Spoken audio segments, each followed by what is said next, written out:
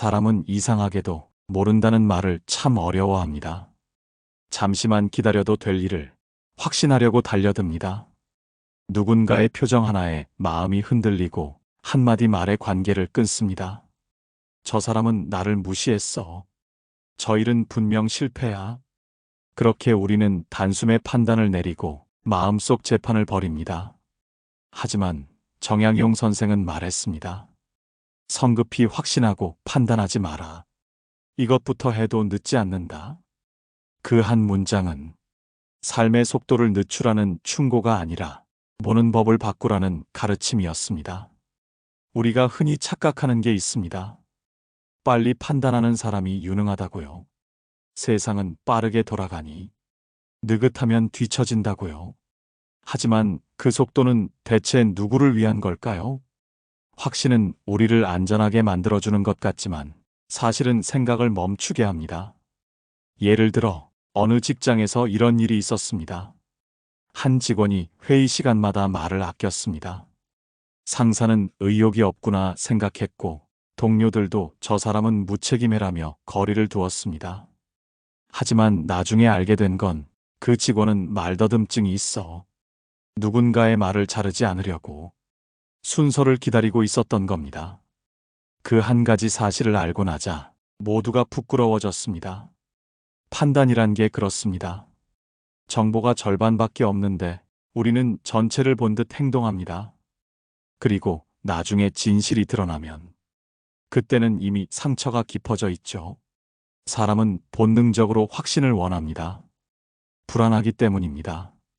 불확실한 상황을 견디는 게 너무 힘들어서 그렇습니다. 그래서 마음은 서둘러 결론을 내립니다. 저 사람은 그런 사람이야. 이 일은 틀렸어. 그 결론이 주는 잠시의 안도감이 우리에게는 달콤하거든요. 하지만 철학은 묻습니다. 그 안도감이 진실인가? 확신이 당신을 자유롭게 했는가? 많은 경우 그렇지 않습니다. 확신은 마음의 문을 닫습니다. 그리고 닫힌 문 안에서는 성장이 멈춥니다. 정약용은 인간의 어리석음을 누구보다 잘 알았습니다. 그는 유배지에서 수없이 배신당하고 오해받고 고독 속에서 자신을 돌아봤습니다. 그때 깨달은 것이 바로 판단의 유예였습니다. 모르는 것을 모르는 채 두는 용기, 그게 성숙의 시작이라고 그는 믿었습니다. 철학에서 이것을 에포케라고 부릅니다. 현상을 있는 그대로 바라보되 좋다 나쁘다 단정하지 않는 태도입니다. 이건 무력함이 아닙니다. 오히려 깊은 힘입니다. 왜냐하면 판단하지 않음으로써 우리는 사물의 본 모습을 비로소 볼 수 있기 때문입니다. 우리의 삶도 마찬가지입니다. 가족 간의 오해, 직장에서의 갈등, 친구 사이의 서운함. 거기엔 언제나 너무 이른 확신이 숨어 있습니다. 그 성급한 마음 하나만 내려놓아도 삶은 훨씬 다르게 보일 겁니다. 잠시 멈추어 바라보는 용기. 그게 오늘 우리가 배워야 할 첫걸음입니다. 왜 우리는 그렇게도 빨리 확신하고 싶을까요? 그건 단순히 성격 탓이 아닙니다. 인간 마음의 깊은 구조 때문입니다. 불확실성은 우리 본능에게는 공포입니다. 앞이 보이지 않으면 우리의 뇌는 위험하다고 느낍니다. 그래서 결론을 만들어냅니다. 비록 그 결론이 틀릴지라도 몰라서 불안한 상태보다는 틀리더라도 확실한 상태를 택하는 거죠. 어쩌면 그것은 생존의 유산입니다. 옛날에는 한순간의 판단이 목숨을 구하기도 했습니다. 어둠 속 그림자가 맹수인지 바람인지 판단이 늦으면 위험했으니까요. 그래서 사람의 마음은 빠른 판단을 생존의 기술로 삼았습니다. 그런데 지금의 우리는 그 옛 본능을 관계와 사회 속에서도 똑같이 적용하고 있는 겁니다. 누군가의 말투가 조금 딱딱하면 나를 싫어하나 보다라고 생각합니다. 어떤 계획이 조금 흔들리면 이건 망했어라고 단정합니다. 이건 현대의 맹수가 아니라 우리 안의 불안을 달래는 자동 반응일 뿐인데 우린 그것을 현명한 판단이라 착각합니다. 정약용이 말한 성급히 확신하지 말라는 말은 이 본능을 거슬러 올라가라는 뜻이었습니다. 그는 인간이 쉽게 단정하고 자신의 생각에 갇히는 것을 가장 큰 어리석음이라 보았습니다. 그 이유는 간단합니다. 확신은 언제나 나를 기준으로 하기 때문입니다. 그 기준이 틀리면 세상을 보는 눈 전체가 흐려집니다. 프랑스 철학자 몽테뉴도 비슷한 말을 남겼죠. 내가 아는 것은 오직 내가 모른다는 사실뿐이다. 이 말은 단순한 겸손이 아닙니다. 그는 인간의 생각이 얼마나 쉽게 흔들리는지를 알았던 겁니다. 오늘 확신한 게 내일은 부끄러워질 수 있다는 것, 그걸 알고 있었죠. 우리의 일상에서도 이런 일은 흔합니다. 예를 들어 볼까요? 어떤 아버지가 있었습니다.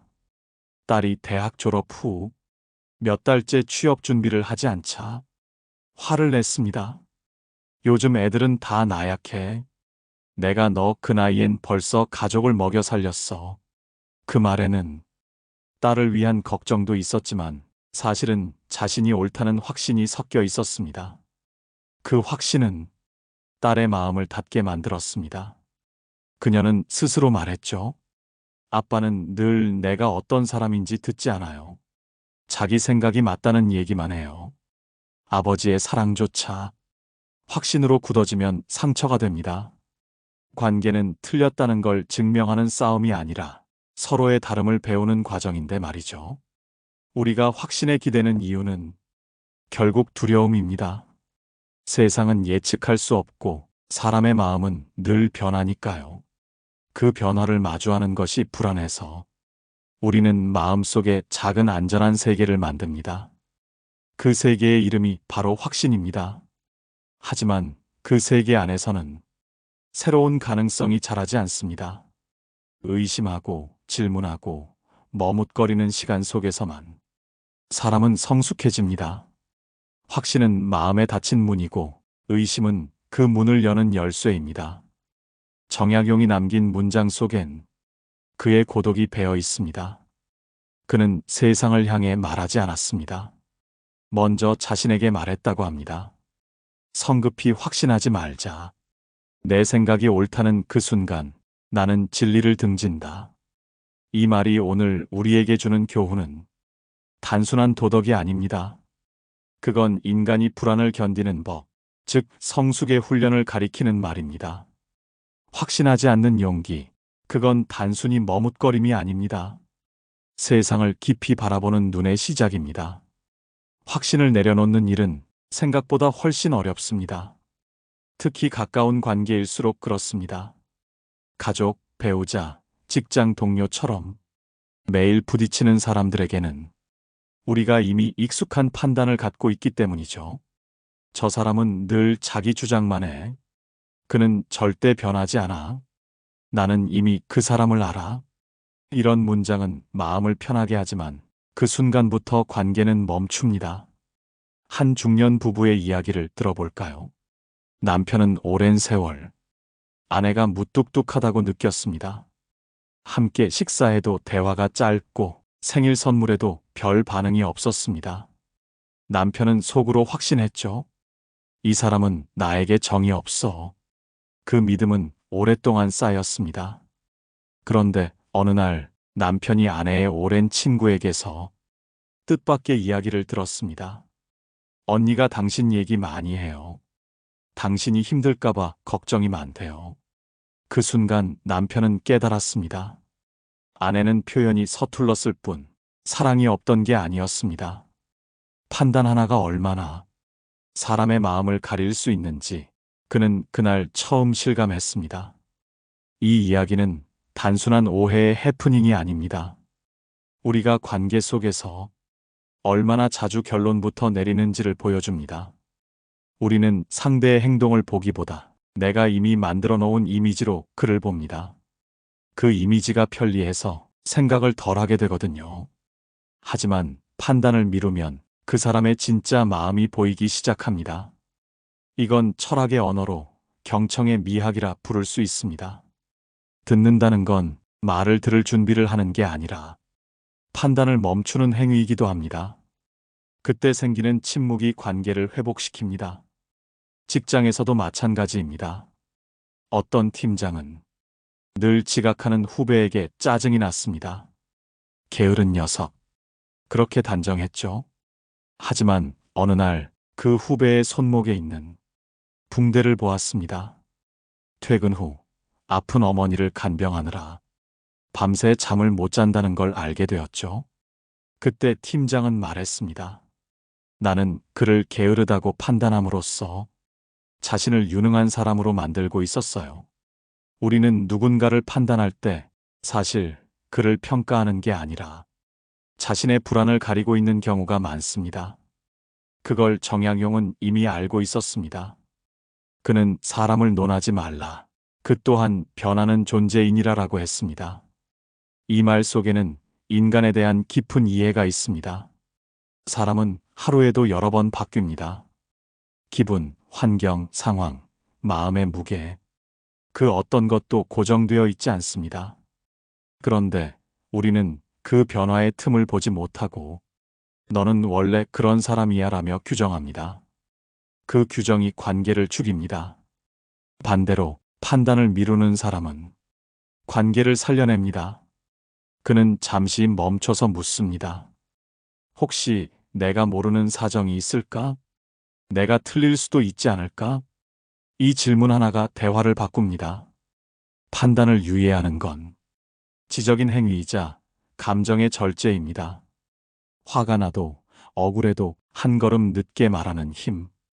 그건 배움과 성숙이 만나야 나옵니다. 정약용이 살던 시대에도 사람들은 쉽게 단정했습니다. 유배를 떠난 그에게 많은 이들이 그는 이미 끝났다고 말했죠. 그러나 그는 그 오랜 시간 속에서 책을 쓰고 자신을 단련하며 후대에 남을 사상을 완성했습니다.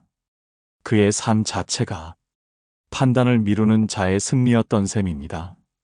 오늘 우리에게 필요한 건 똑똑한 확신이 아니라 깊은 유예입니다. 그 유예 속에서만 사람의 진심과 관계의 생명이 자라납니다. 누군가의 한마디에 심장이 덜컥 내려앉을 때가 있습니다.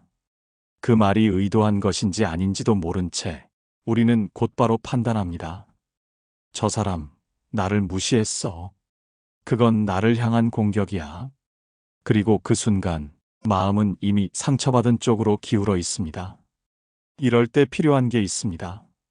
바로 마음의 브레이크입니다. 생각이 폭주하기 전에 단 한 걸음 멈추는 힘입니다. 그 힘은 어디서 나올까요? 훈련에서 나옵니다.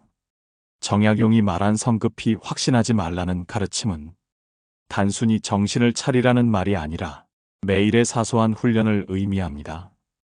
그는 판단을 멈추는 습관을 삶의 도덕으로 삼았습니다. 예를 들어 누군가가 내게 불친절하게 굴었을 때 그 자리에서 단정하지 않는 겁니다. 저 사람, 오늘은 무슨 일이 있었을까? 이 한 문장만 마음속에 떠올려도 판단은 늦춰지고 감정은 식기 시작합니다. 그건 단순한 참는 법이 아닙니다. 스스로를 지켜내는 기술입니다. 감정의 불길이 번지기 전에 그 불씨를 잠시 바라보는 것, 그게 바로 철학에서 말하는 사유의 시작입니다. 심리학에서는 이를 메타인지라고 부릅니다. 자신의 감정을 알아차리는 능력이지요. 예를 들어 화가 날 때 지금 나는 화가 났다라고 스스로에게 말해보는 것, 그 짧은 인식 하나가 폭발과 사유의 갈림길을 만들어줍니다. 생각을 늦추면 세상도 달리 보입니다. 정약용은 유배지에서 매일 새벽마다 자신의 마음을 기록했습니다. 오늘 누구에게 분노했는지, 무엇에 실망했는지 그걸 글로 적으며 스스로를 관찰했죠. 그는 그렇게 썼습니다. 나는 내 분노의 주인이 되려 한다. 그 문장은 오늘의 우리에게도 유효합니다. 판단을 멈추는 힘은 결국 자기 관찰의 힘에서 옵니다. 우리가 누군가를 오해하고 스스로를 몰아붙이고 상처를 키우는 이유는 생각보다 단순합니다. 마음이 자기 속도를 모른 채 세상보다 앞서 달리기 때문입니다. 그래서 브레이크가 필요합니다. 이 브레이크를 작동시키는 방법, 몇 가지를 구체적으로 말해볼까요? 첫째, 호흡을 멈추지 말 것. 누군가와 다툴 때 숨이 빨라지면 판단도 빨라집니다. 그때 의식적으로 숨을 깊이 들이마시세요. 단 몇 초지만 그 시간이 감정과 이성을 분리시켜줍니다. 둘째, 문장을 바꾸어 생각할 것. 저 사람은 왜 저래? 대신, 저 사람은 왜 그럴까? 로 의심이 아닌 질문으로 바꾸면 판단이 대화로 바뀝니다. 이 차이는 단어 하나지만 관계에서는 인생을 바꿀 만큼 큽니다. 셋째, 결론을 하루 늦출 것. 결정을 미루는 게 아니라 판단을 미루는 겁니다. 오늘은 그냥 이 느낌으로 두자. 이 태도 하나만으로도 많은 오해가 스스로 풀립니다. 시간은 종종 우리보다 현명한 조언자가 되어주니까요. 마음의 브레이크는 세상의 속도를 늦추는 게 아닙니다. 내가 세상에 끌려가지 않도록 나를 단단히 세우는 행위입니다. 철학은 결국 자기 자신을 다스리는 공부입니다. 세상을 바꾸려 하지 않고 먼저 나의 반응을 조절하는 일. 그게 바로 정약용이 말한 확신을 늦추는 용기의 실천입니다. 이걸 할 줄 아는 사람은 누구와도 싸우지 않습니다. 상황은 여전히 복잡하지만 마음의 중심은 흐트러지지 않죠. 그런 사람의 주변에는 이상하게도 평온이 있습니다. 그 평온은 타고난 게 아니라 매일의 멈춤에서 길러진 것입니다. 성급한 확신을 내려놓는다는 건 결국 보는 법을 바꾸는 일입니다. 이전에는 눈앞의 사실만 봤다면 이제는 그 뒤에 흐르는 마음의 결을 보는 것입니다. 정약용이 말한 성급히 판단하지 말라는 문장은 단순한 인내의 덕목이 아닙니다. 그건 진리를 보는 자세에 관한 이야기입니다. 사람은 누구나 자기식으로 봅니다. 경험이 다르고 상처가 다르고 욕망이 다르니까요. 그래서 한 가지 사실도 10명이 보면 10가지 해석이 나옵니다. 그런데 우리는 자꾸 그 차이를 인정하지 못합니다. 내가 본 게 진짜야. 저 사람은 틀렸어. 그 순간 사고는 멈추고 세계는 좁아집니다. 철학자 스피노자는 말했습니다. 사람은 사물을 있는 그대로 보기보다 자신의 욕망을 통해 본다. 이 말은 잔인하지만 진실입니다. 우리가 누군가를 미워할 때 그 사람의 존재 때문이 아니라 우리 안의 결핍이 자극받기 때문입니다. 우리가 옳다고 확신할수록 사실은 자신을 지키려는 두려움이 커집니다. 정약용은 유배지에서 수없이 이런 경험을 했을 겁니다. 그를 배신한 이들, 그를 오해한 관료들. 그는 분노할 수도 있었습니다. 하지만 그는 그 마음을 들여다보았습니다. 그리고 깨달았죠. 그들도 그들의 두려움 속에서 판단했을 뿐이다. 이 깨달음은 곧 자유의 시작입니다. 왜냐하면 우리가 누군가를 미워하지 않기로 할 때 비로소 그 사람에게서 자유로워지기 때문입니다. 판단을 멈춘다는 건 세상을 무관심하게 바라보는 게 아니라 그 판단에 얽매이지 않는다는 뜻입니다. 예를 들어 한 직장에서 이런 일이 있었습니다. 오랫동안 팀을 이끌던 부장이 있었습니다. 그는 새로운 팀원이 자꾸 반대 의견을 내자 저 친구는 날 무시하는군이라 생각했습니다. 그래서 그를 밀어내기 시작했죠. 하지만 어느 날 그 신입이 야근 중 남긴 메모를 보았습니다. 부장님이 옳다는 걸 알고 있습니다. 하지만 회사가 더 좋아지길 바라는 마음에서 굳이 다른 관점을 제시해 봅니다. 그 짧은 글을 읽고 부장은 멈칫했습니다. 자신의 확신이 자신의 불안을 숨기고 있었음을 깨달은 겁니다. 이때 일어난 변화는 단순한 감정의 변화가 아닙니다. 그는 처음으로 있는 그대로를 보기 시작한 것입니다. 이것이 바로 철학자들이 말한 지혜의 눈입니다. 사물을 판단 없이 보는 눈, 즉 있는 그대로의 인식. 불확실성을 견디는 사람만이 세계의 깊이를 봅니다. 확신하는 사람은 단단해 보이지만 사실은 닫혀 있습니다. 반면 판단을 멈춘 사람은 겉으로는 느리지만 내면은 열려 있습니다. 정약용이 말한 이것부터 해도 늦지 않는다는 문장은 그 열림의 시작을 뜻합니다. 삶의 진보는 확신에서 나오지 않습니다. 의심과 멈춤에서 시작됩니다. 그 멈춤이 바로 사유의 문턱입니다. 철학자 소크라테스는 나는 모른다는 고백으로 인류의 사유를 시작했습니다. 정약용도 같은 길을 걸었습니다. 그는 조선의 현실 속에서 확신하지 않음으로써 진짜 지혜의 길을 보여준 사람입니다.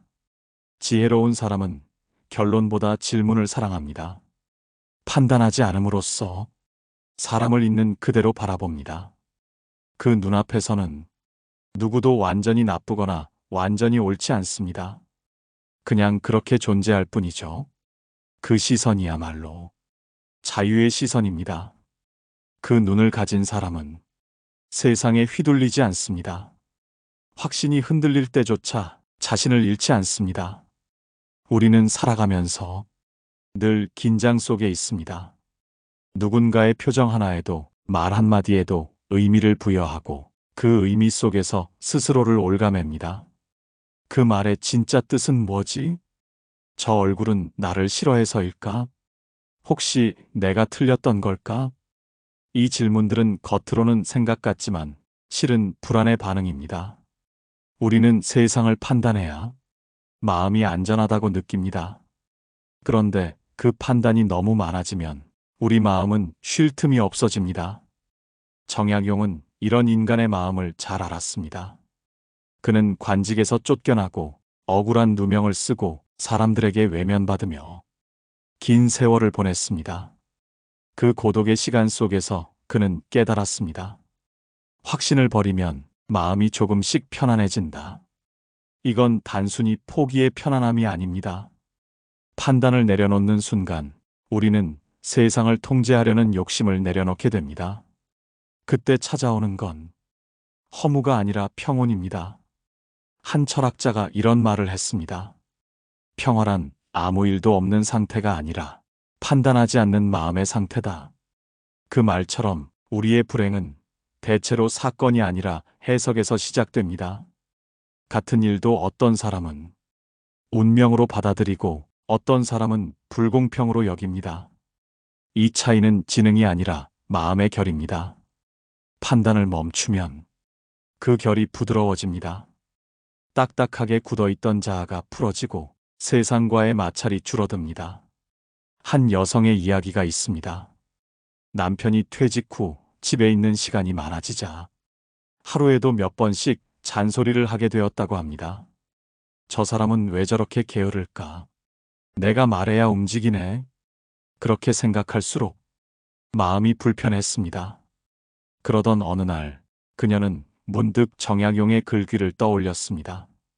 성급히 판단하지 마라. 그녀는 실험처럼 며칠간 아무 판단도 하지 않기로 했습니다. 남편의 행동에 의미를 붙이지 않고 그저 바라만 보기로 한 겁니다. 며칠 뒤 그녀는 뜻밖의 걸음을 내디뎠습니다. 남편이 정원에서 묵묵히 오래된 삽을 손질하고 있었습니다. 그녀는 그때 처음 알았습니다. 그가 하루에도 몇 번씩 쓸모없다는 생각과 싸우고 있었다는 걸. 그는 아무것도 안 하는 게 아니라 자신을 견디고 있었던 겁니다. 그녀는 그날 일기장에 이렇게 썼습니다. 판단을 멈추자 마음이 울었다. 이건 단지 부부 이야기만이 아닙니다. 모든 인간관계의 핵심입니다. 우리가 사람을 판단하지 않을 때 그 사람은 조금씩 변하기 시작합니다. 왜냐하면 판단하지 않는 시선은 그 자체로 허락이기 때문입니다. 있는 그대로 있어도 된다는 허락. 그 허락 속에서만 누군가가 다시 살아납니다. 그리고 그때 우리 마음도 함께 살아납니다. 판단하지 않는 마음은 자신을 괴롭히지 않습니다. 그건 자비이자 자기 보호입니다. 이쯤에서 우리는 질문하게 됩니다. 그렇다면 어디까지 판단을 멈춰야 할까? 무조건 판단하지 않으면 세상과 멀어지지 않을까? 바로 여기서 철학은 다시 시작됩니다. 판단을 완전히 없애는 게 아니라 그 판단을 의식적으로 다루는 법을 배우는 것. 그게 바로 지혜의 완성으로 향하는 길입니다. 정약용의 문장, 이것부터 해도 늦지 않는다. 이것은 아마도 판단을 늦추는 연습이었을 겁니다. 그 한 걸음만으로도 인생은 훨씬 다르게 흐르니까요. 정약용이 남긴 한 문장, 성급히 확신하고 판단하지 마라. 이것부터 해도 늦지 않는다. 이 짧은 말 속엔 한 인간이 세상을 얼마나 오래 바라보았는지가 담겨 있습니다. 그는 젊은 시절 이성적 판단과 논리를 누구보다 중시한 학자였습니다. 하지만 나이 들며 그는 이 세상의 복잡함 앞에서 점점 더 모른다는 말을 자주 했습니다. 그건 무능의 고백이 아니라 겸허의 지혜였습니다. 살다 보면 우리는 누구나 이해되지 않는 일들을 만나게 됩니다. 사랑했던 사람이 떠나기도 하고 선의가 오해로 돌아오기도 합니다. 내가 옳다고 믿은 일이 나중엔 부끄러운 실수로 드러나기도 하죠. 그럴 때마다 사람들은 묻습니다. 도대체 왜 이런 일이 일어났을까? 정약용은 그 물음 앞에서 판단을 늦추라고 말했습니다. 그건 답을 피하자는 뜻이 아닙니다. 서둘러 답을 내려는 마음이 오히려 진실을 가리고 있다는 걸 그는 너무도 잘 알고 있었던 겁니다. 철학자 니체는 이런 말을 했습니다. 진리는 천천히 온다. 빨리 오는 것은 언제나 착각이다. 정약용의 문장과 닮은 말이죠. 인생의 진실은 언제나 천천히 모습을 드러냅니다. 그걸 기다릴 줄 아는 사람만이 삶의 깊은 결을 만질 수 있습니다. 우리의 삶은 결국 끊임없는 판단의 연속입니다. 오늘 점심 메뉴부터 가족과의 대화, 직장에서의 선택까지. 하지만 그 모든 판단 중 가장 중요한 건 나 자신을 어떻게 볼 것인가입니다. 스스로를 너무 빨리 평가하지 마세요. 나는 왜 이렇게 부족할까? 이제 늦은 것 같아. 그 말들 역시 성급한 판단의 또 다른 얼굴입니다. 당신은 여전히 변화 중입니다. 당신의 길은 아직 끝나지 않았습니다.